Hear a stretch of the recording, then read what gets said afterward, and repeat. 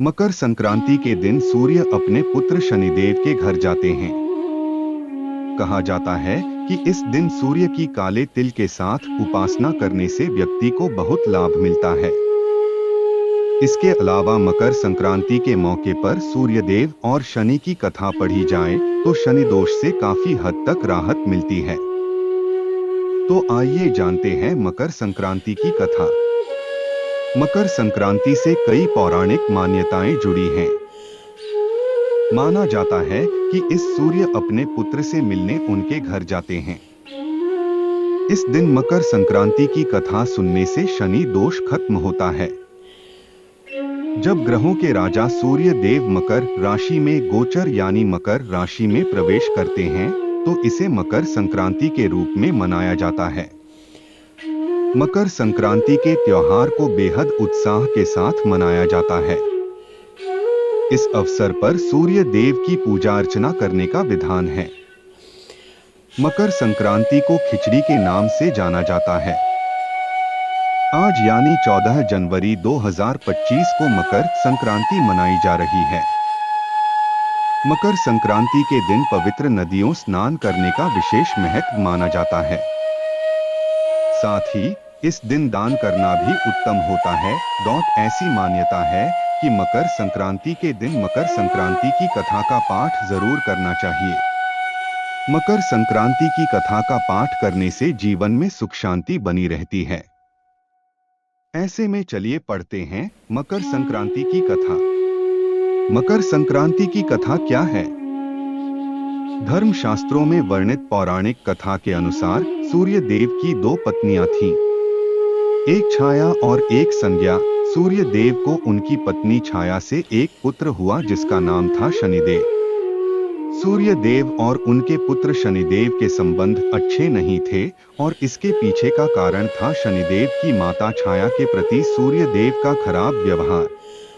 दरअसल जब शनिदेव का जन्म हुआ था तो उनका काला रंग देखकर सूर्यदेव क्रोधित हो गए और सूर्यदेव ने कहा था कि ऐसा पुत्र मेरा नहीं हो सकता है।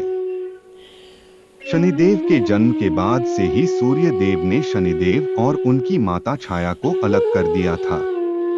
शनिदेव और उनकी माता छाया दोनों जिस घर में रहते थे उसका नाम कुंभ था। सूर्यदेव के इस व्यवहार से उनकी पत्नी छाया क्रोधित हुई और उन्होंने सूर्यदेव को कुष्ठ रोग का श्राप दे दिया। छाया के इस श्राप से क्रोधित होकर सूर्यदेव ने छाया और शनिदेव का घर जला दिया। इसके बाद सूर्यदेव की पहली पत्नी संज्ञा से हुए पुत्र यम ने सूर्यदेव को छाया के श्राप से मुक्ति दिलाई। साथ ही यम ने सूर्य के सामने मांग रखी कि वह माता छाया और शनि के प्रति अच्छा व्यवहार करें। इसके बाद सूर्य को अपनी गलती का एहसास हुआ और वे पत्नी छाया और पुत्र शनिदेव से मिलने के लिए उनके घर पहुंचे। जब सूर्य शनि के घर पहुंचे तो वहां सब कुछ जलकर राख हो गया था। सूर्य देव को देखकर शनिदेव बेहद प्रसन्न हुए और उन्होंने काले तिल से अपने पिता का स्वागत किया। शनिदेव के इस व्यवहार से सूर्यदेव बहुत प्रसन्न हुए। सूर्यदेव ने शनिदेव को एक नया घर भेंट किया जिसका नाम मकर था। सूर्यदेव के आशीर्वाद से शनिदेव दो राशियां कुंभ और मकर के स्वामी बन गए।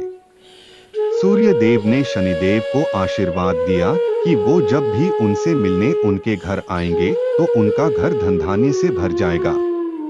सूर्य ने कहा कि मकर संक्रांति के मौके पर जो भी मुझे काले तिल अर्पित करेगा उनके जीवन में खुशहाली आएगी। इसी कारण जब सूर्य देव मकर राशि में प्रवेश करते हैं तो इसे मकर संक्रांति के रूप में मनाया जाता है।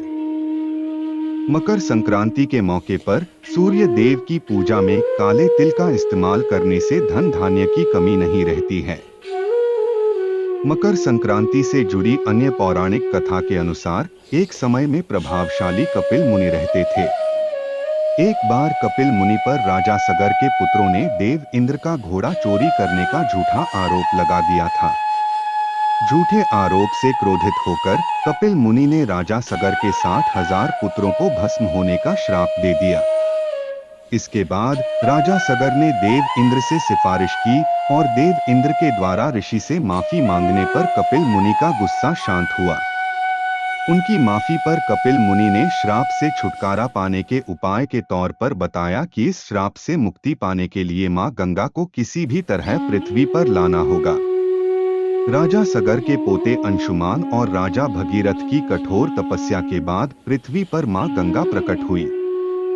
धार्मिक मान्यता के अनुसार इसके बाद जब राजा सगर के 60,000 पुत्रों को मोक्ष की प्राप्ति हुई, तब से हर साल मकर संक्रांति का पर्व मनाया जाता है और मकर संक्रांति पर गंगा स्नान की मान्यता चली आ रही है।